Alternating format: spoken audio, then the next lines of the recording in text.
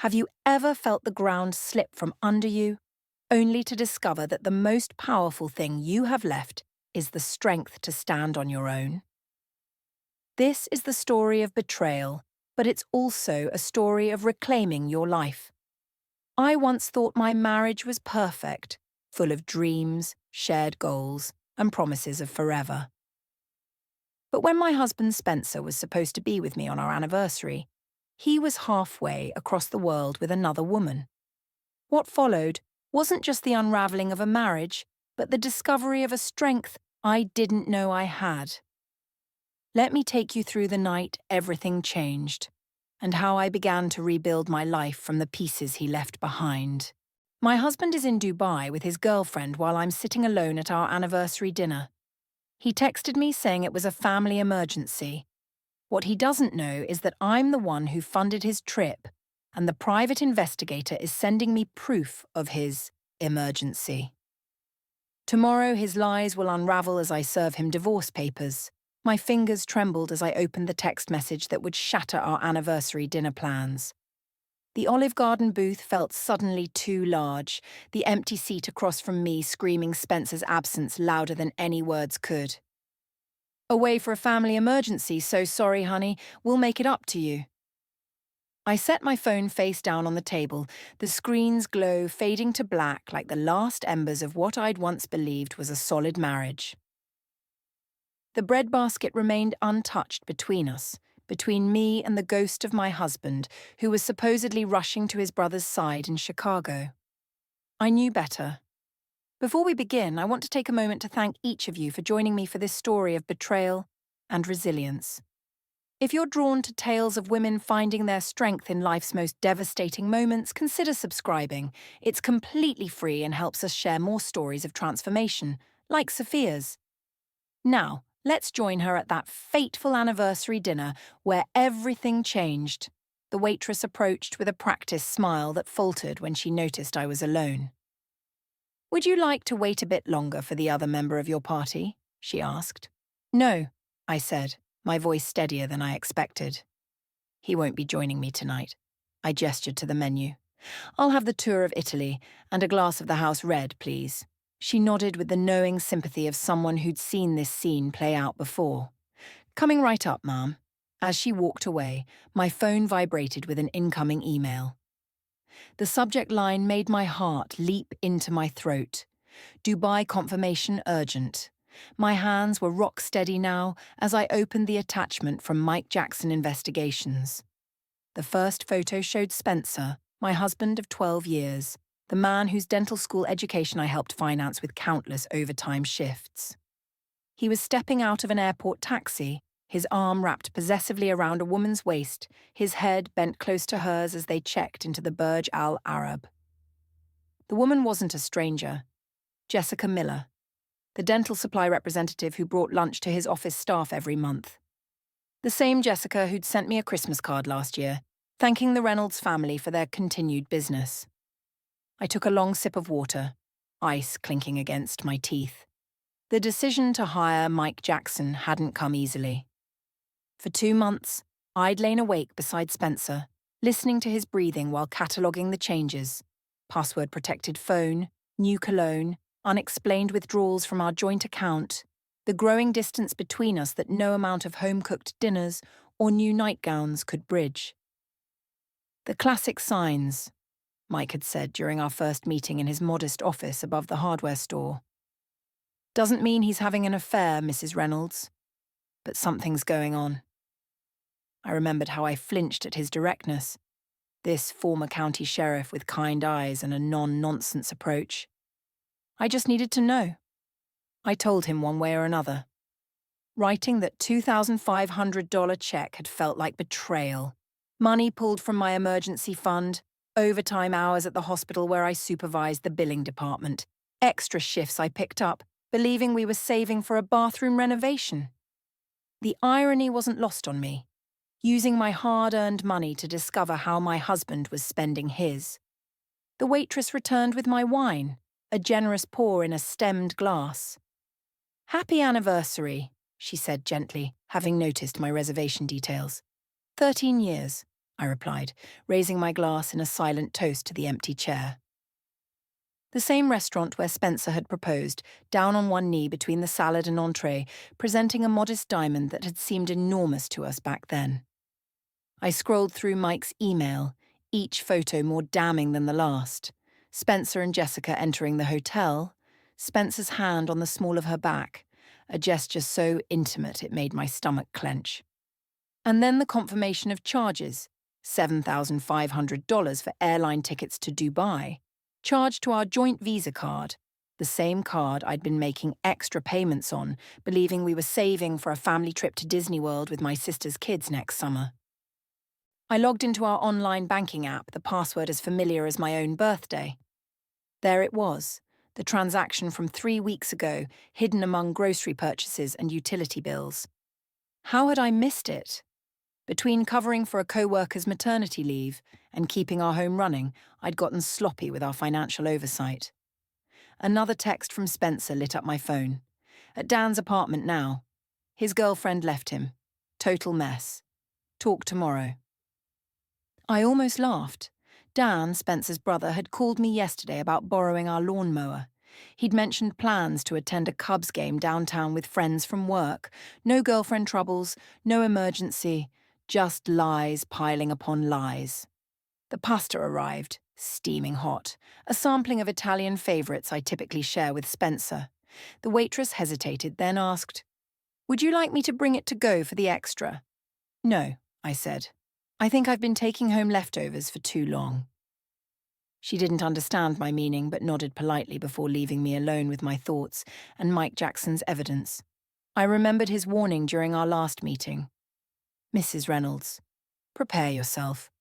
Whatever we find, or don't find, things won't go back to how they were before." He'd handed me a folder with instructions.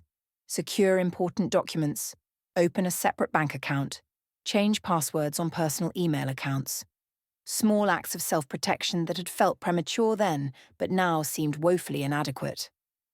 I twirled fettuccine around my fork, not tasting it, as I calculated the years I'd sacrificed for Spencer's dreams. My associate's degree abandoned when his dental school demanded more financial support. The small house we'd purchased together in this quiet Midwestern town, chosen for its proximity to where he wanted to establish his practice. The night spent alone while he networked at dental conferences that, according to Mike's investigation, Jessica Miller had also attended. My phone pinged with a final update from Mike, footage of Spencer and Jessica entering their hotel room, time-stamped just 3 hours ago. Spencer carried their luggage, looking relaxed and happy in a way I hadn't seen in months. "Would you care for dessert?" The waitress reappeared, her notepad ready. "Yes," I said, a small bitter smile crossing my lips. "Tiramisu, please. It's my husband's favourite." I would eat it alone. This small act of defiance paid for on the credit card Spencer didn't know I was monitoring daily. Tomorrow he would return home to emptiness. Not just an empty dinner chair, but the empty shell of a marriage he'd hollowed out with his choices. Tomorrow the man who believed he was so clever, so entitled to his family emergency while lounging in Dubai with his girlfriend, would learn just how resourceful his overlooked wife had become. Because while Spencer had been building his affair, I had been building my evidence. And as I sipped my wine in the same booth where he'd once promised to love me forever, I made a new promise to myself. This anniversary might be our last, but it wouldn't be the one either of us would forget. The turu arrived, topped with an extra drizzle of chocolate and 2 small candles resting on the dessert. The waitress with a soft smile said, "No one should be alone on their anniversary." I thanked her and waited until she walked away before removing the candles. Their tiny flames seemed to mock what was left of my marriage, flickering weakly, easily snuffed out. I set them aside. My phone buzzed with another notification from Mike Jackson. Additional documents attached. My finger hovered over the link. Did I really want to see more while sitting here surrounded by couples marking genuine milestones? The elderly couple across the room held hands across their table, A young pair shared a slice of cheesecake in the corner booth, people celebrating anniversaries that weren't just facades hiding betrayal.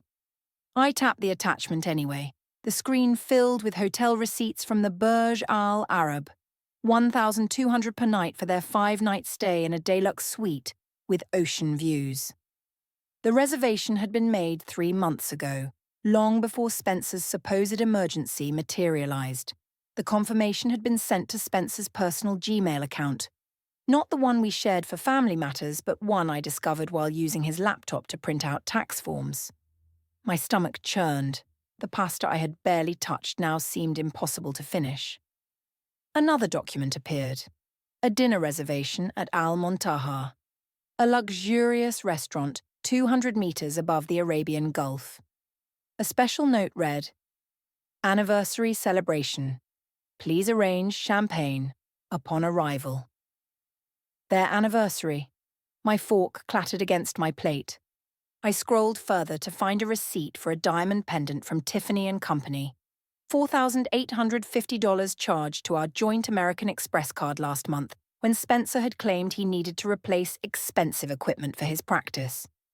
The delivery address wasn't our home or his office, but an apartment complex I didn't recognize. I switched to our banking app, methodically checking each account. The pattern became clear. Small withdrawals, $500 here, $600 there, just under the threshold I might have questioned.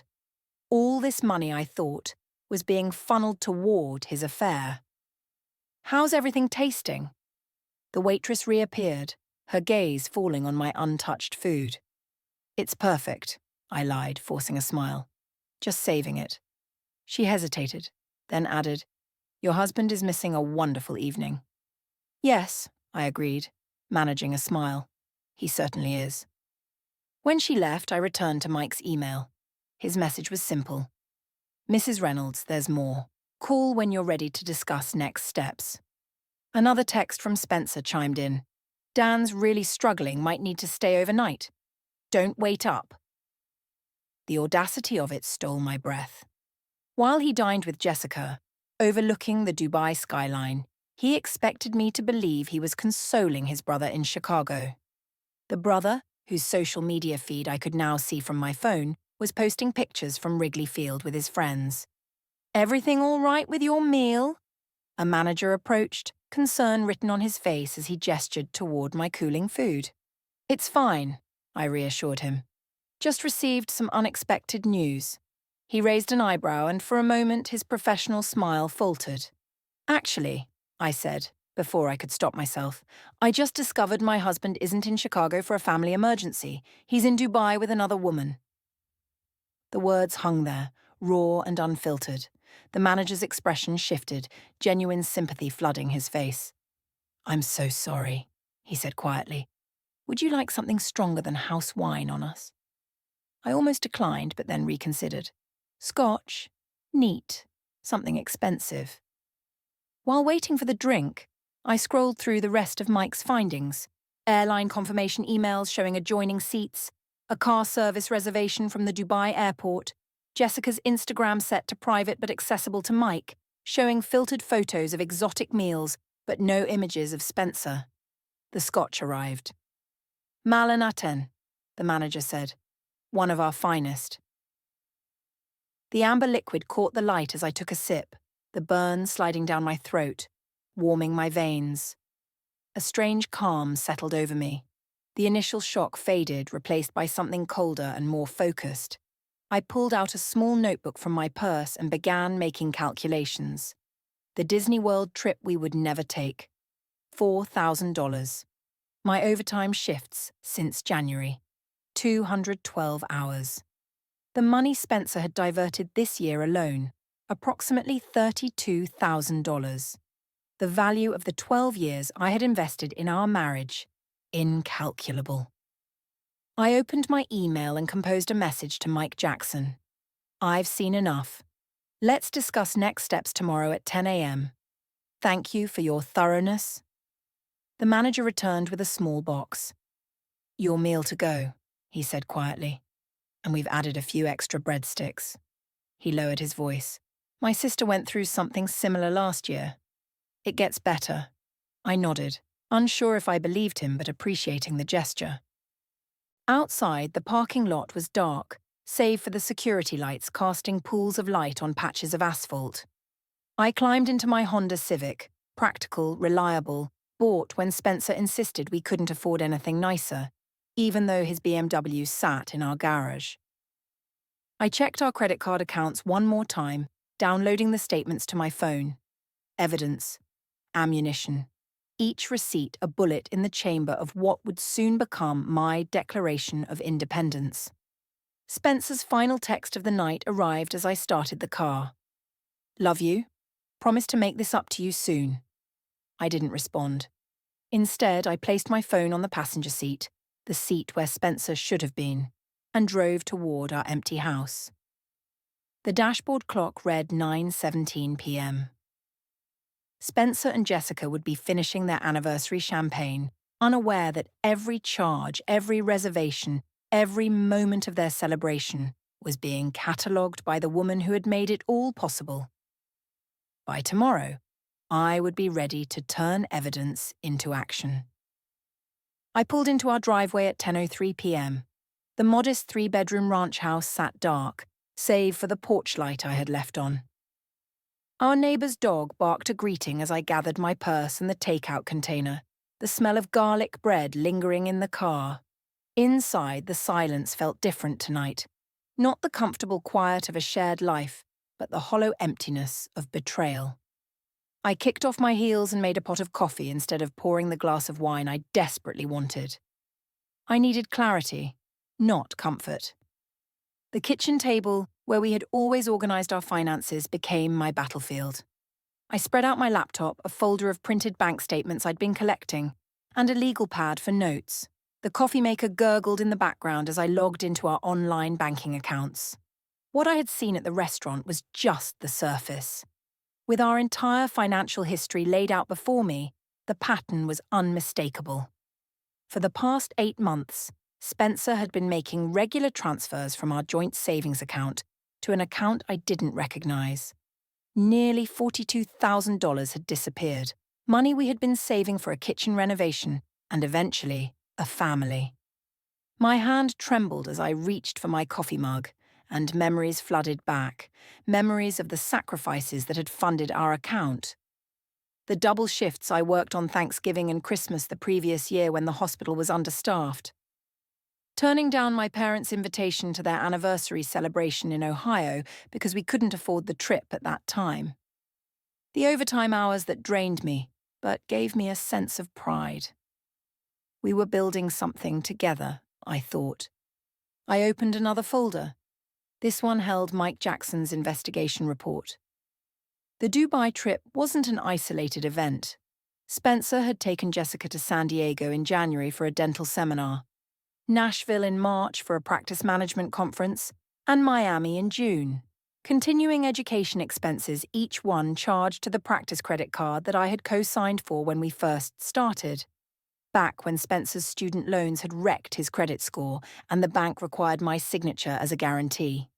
The credit card that was supposed to be used for business expenses only. I remembered his excitement before each trip. How he kissed me goodbye, promising to learn everything he could to make our future more secure. I had packed his suitcase for the Miami trip while he was at the office, carefully ironing his dress shirts, tucking in his favourite toiletries. Had Jessica laughed when he unpacked them? My coffee grew cold as I sifted through more documents. Dinner reservations at restaurants I'd once mentioned wanting to try, hotel upgrades to Ocean View suites, a chartered sunset cruise in Miami that cost more than my monthly student loan payment. When the practice is more established, he had said whenever I suggested a weekend getaway. We need to be smart with money now. Then I found it. A loan application from Lakeside Credit Union, dated just 3 weeks ago. $95,000, using our house as collateral. My signature appeared at the bottom. But I hadn't seen this document before, let alone signed it. The signature was wrong, too tight, the angles too sharp. Spencer had forged my name. The loan's purpose was listed as investment property. I dug through Spencer's emails on our shared computer and found messages with a Scottsdale realtor about a vacation condo with rental potential. A vacation property he never discussed with me. I returned to Mike's report, flipping to the photo section. There I found Spencer and Jessica poolside in Miami. A gleam caught my eye, a bracelet on Jessica's wrist. I zoomed in, focusing on the distinctive silver and blue design. My stomach churned with recognition. I pulled up our credit card statement from April. A $750 charge at David Y., a gift Spencer had claimed was for his mother's birthday. I'd even helped him pick out the wrapping, a gift I unknowingly helped select for the woman he was seeing behind my back. I walked to our bedroom, opening my jewelry box. The Mother's Day gift from Spencer this year had been a modest piece, costume jewelry from the department store that had already tarnished. Business has been tight, he'd explained with a sheepish smile. Meanwhile, he'd spent nearly $1,000 on Jessica. Back at the kitchen table, I created a new spreadsheet. Column A, every extra shift I worked in the past year. Column B, the amount I earned. Column C, the corresponding expenses Spencer had made for his affair. December 26th, overtime shift, $450. December 28th, dinner with Jessica, $380. Weekend call in February, $1,000.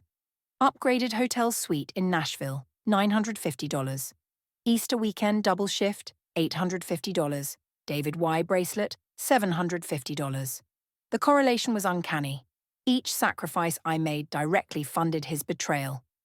By the time I finished my analysis, the dawn had broken, my coffee long cold, and the evidence was undeniable. I closed my laptop and rubbed my eyes. Outside, the newspaper delivery person tossed the morning paper onto the driveway. Normal life continued as if mine hadn't just unraveled. Spencer's text buzzed on my phone. Heading to the airport now. See you tonight. Love you. I didn't respond. Instead, I called my sister Maria, who answered despite the early hour. Is everything okay? She asked. No, I replied, my voice calm despite the storm brewing inside. But it will be. Can I stay with you for a few days? I have some things to figure out. Of course, she said without hesitation. What's going on? I'll explain when I see you, I said, before adding. Remember that Disney World trip we talked about taking with the kids? Yeah, we're still going, just not with Spencer. I hung up and looked around the kitchen, the place where I'd prepared countless meals, balanced our budget, and built a life I thought was shared. Now the house felt like a monument to my gullibility, but no longer. Knowledge had replaced shock, and determination was crowding out heartbreak. Spencer's lies had been detailed, but my response would be just as thorough. I packed an overnight bag and left our house before morning rush hour.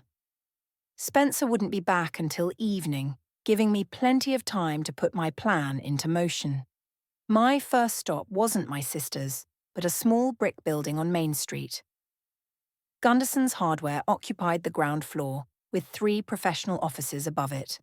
The door at the top of the narrow staircase had a frosted glass panel with simple lettering. Ellen Parker, attorney at law. No flashy advertisements, no promises of big settlements, just a name and a profession. Exactly what I needed. Ellen had helped my parents 5 years ago when they downsized. She wasn't a high-powered divorce attorney, but she knew our town, our people, and most importantly, the local judges. Her secretary, a woman in her 60s with kind eyes and efficient movements, greeted me. Sophia glanced up from her computer. Do you have an appointment? No, but I was hoping Alan might have some time this morning, I replied, pausing before adding, it's important. Something in my tone must have conveyed the urgency because she immediately grabbed her phone, spoke briefly, and nodded. She can see you now. Go right in. Alan's office was small but neat, with shelves of law books lining one wall and her diplomas from State University displayed above her desk. When I entered, she stood up, offering a firm handshake. Her face, once welcoming, shifted to concern as she took in my appearance. Sophia, what's wrong? I placed my accordion folder on her desk, each section clearly labelled through the plastic. My husband is having an affair, Ellen, but that's just the start of what I've uncovered. For the next hour, I walked her through the evidence. Bank statements showing Spencer's gradual draining of our accounts, a forged loan application, and credit card statements detailing his extravagant spending on Jessica while I worked overtime just to keep us afloat. Alan took notes, only asking for clarification occasionally, but mostly just letting me talk. When I finally fell silent, she leaned back in her chair. This is all meticulously documented, Sophia. But before we talk about divorce proceedings, may I ask why you've brought these?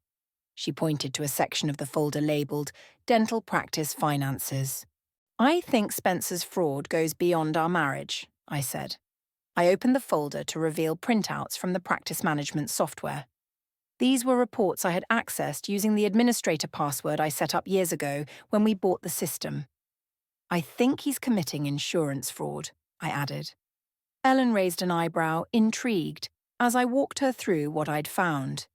Basic cleanings billed as deep periodontal treatments, simple fillings coded as complex restorations, and routine X-rays classified as comprehensive imaging studies.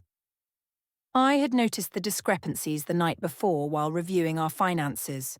The practice income was rising, but our personal accounts didn't reflect that. That's when it hit me. He was receiving higher insurance reimbursements and pocketing the difference. Ellen's expression darkened. This is serious, Sophia.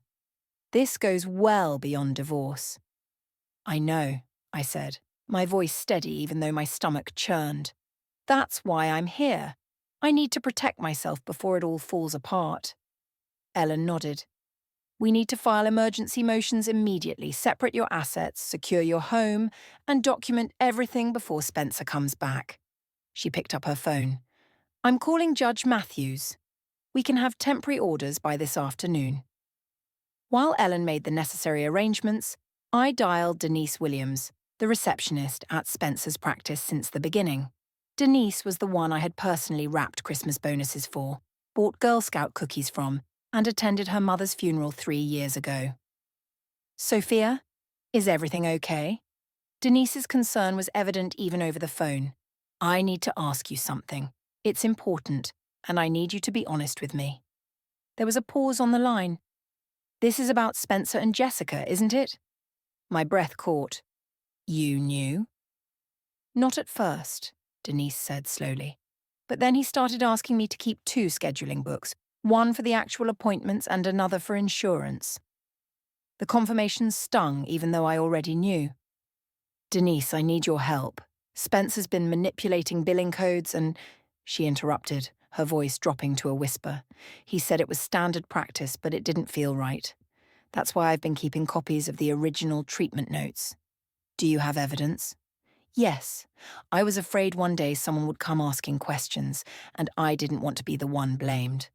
I can bring everything to you today if you want. Ellen finished her call and watched me intently as I set the phone on speaker. Denise, I'm with a lawyer right now. Would you be willing to make a statement by noon? By 2 p.m., Judge Matthews had signed temporary orders, freezing our joint accounts and securing our home. Denise had delivered a thumb drive containing 2 years of discrepancies between actual treatments and insurance billing. This evidence would eventually be submitted to the State Dental Board and insurance commissioners. What about your job? I asked Denise as she prepared to leave Ellen's office. Spencer will know you helped me. Denise straightened her back. I've been looking for a way out for months. Dr. Wilson's office across town has been trying to hire me for a year. She managed a small smile. But my mother always said, staying silent when you know something's wrong makes you part of the wrong. After Denise left, Ellen reviewed our progress. The house has secured your 401k, funded the down payment, and your personal accounts are now separated. Spencer can't access the joint accounts without court approval. Ellen tapped her pen against the legal pad. What about the practice? Your name is on several of the founding documents. I want distance from it, I said firmly. Whatever legal work needs to be done to sever my ties with it, let's do it. I want nothing to do with what's been going on there. Ellen nodded. We'll work on that. She checked her watch. What time does Spencer return? His flight lands at 7. And where will you be? I thought of our house, the one I had lovingly decorated, where I planted perennials along the walkway and hung curtains in every room. The home I had made while Spencer was building a life with someone else. For now, I said, gathering my folders and standing. I'll be at Maria's. But don't worry, Spencer will know exactly where to find me when he needs to. As I walked to my car, Spencer's text chimed on my phone. Boarding soon. Can't wait to see you tonight. Love you. I didn't respond. Instead, I texted Mike Jackson. Everything's in place. Proceed with final delivery as discussed. By morning, Spencer would realise how thoroughly his deceptions had unravelled and who had orchestrated their exposure. For the next 3 days, Maria's guest room became my sanctuary. Her children, 10-year-old Emma and 8-year-old Jack, accepted my presence with the innocent resilience of children, asking only if Uncle Spencer would be joining us for pizza night. When I said no, they nodded and carried on with their pizza debates. Maria squeezed my hand under the table. Spencer's texts escalated from confusion to concern, then turned angry as the hours went by with no response from me. His last message at 11:43 p.m. was, "Where are you?" Called the hospital. They said you took personal leave. What's going on? Are you sure you don't want to answer him? Maria asked as we sat on her back porch, watching fireflies rise from the lawn. I sipped my tea, considering. I'm not worried about my safety. He's worried about what I know. I pulled out my phone and typed a brief message. I'm safe. We'll talk tomorrow. The response came instantly. What's going on? I turned off my phone and, with a calm breath, let the pieces fall into place. The morning brought a crisp September day, perfect for new beginnings. I dressed carefully in a navy pantsuit I had worn to professional conferences, applied minimal makeup, and drove to Ellen's office to collect the final documents. Mike Jackson met us there, his expression serious as he reviewed the plan. The process server will deliver the divorce papers to Dr. Reynolds' office at exactly 12:15, he confirmed. That's during the staff lunch meeting you mentioned. All the hygienists and assistants will be in the conference room. I nodded. Spencer always reviews the week's schedule with them on Thursdays, a meeting I'd suggested years ago to improve office efficiency. Ellen handed me a thick manila envelope. The dental board has already acknowledged receipt of our complaint, she said, and here's confirmation that the insurance carriers have opened investigations. Mike studied my face. Are you absolutely certain about this timing? We could wait. No, I said firmly. Every day he continues practicing is another day patients are being deceived. What had started as evidence gathering for my divorce had evolved into something bigger, a matter of professional ethics that transcended my personal grievances. I returned to Maria to wait. At 12:22 p.m., my phone rang with Spencer's number. I didn't answer. It rang again immediately, and then text messages flooded in. What the hell is this? Divorce papers? Seriously? You're reporting me to the dental board? Answer your phone. At 12:45, a different number appeared on my screen. It was Denise from the office. He's going ballistic, she said without preamble. Threw the papers across the room, cancelled all afternoon appointments, and locked himself in his office. Her voice lowered. Thank you for not mentioning me in the documents. That was Ellen's idea. Your statement is confidential until the formal proceedings. The hygienists are talking about quitting. Nobody wants to be associated with this when it breaks. Doctor, Wilson asked if I could start Monday. She added, You should take it. I already did. Relief coloured her voice. Sophia, good luck today. I met Spencer at our house at 3 o'clock with Ellen waiting in her car outside, close enough for support but giving us privacy for what needed to be said. He arrived with a thunderous expression, slamming his car door hard enough to make the neighbour dogs start barking. What the hell are you doing? He demanded as soon as I opened the door. Some process server walks into my office, hands me divorce papers in front of my entire staff, and you're filing complaints with the dental board. Have you lost your mind? I stood in the doorway, not inviting him in. Dubai was lovely this time of year, I said, his face drained of colour. What Jessica enjoyed, the ocean view suite at the Burj Al Arab, the anniversary dinner at Al Maha. Spencer's eyes shifted as he recalibrated. Okay, yes. I lied about where I was. I've been seeing Jessica. It was wrong and I'm sorry, but destroying my practice over it, that's insane. This isn't about Jessica, I said, surprised by the steadiness in my voice. This is about the systematic fraud you've been committing. The falsified billing codes, the misappropriated practice funds, the forged loan application with my signature. His expression shifted from defensive to calculating. You can't prove any of that. Actually, I can. Denise kept records. For the first time, fear flashed across his face. You'll ruin everything. Our future, the practice, everything we've built, everything I funded. No, I corrected. Everything I funded, with overtime shifts, sacrifice, dreams, and the down payment for my 401k.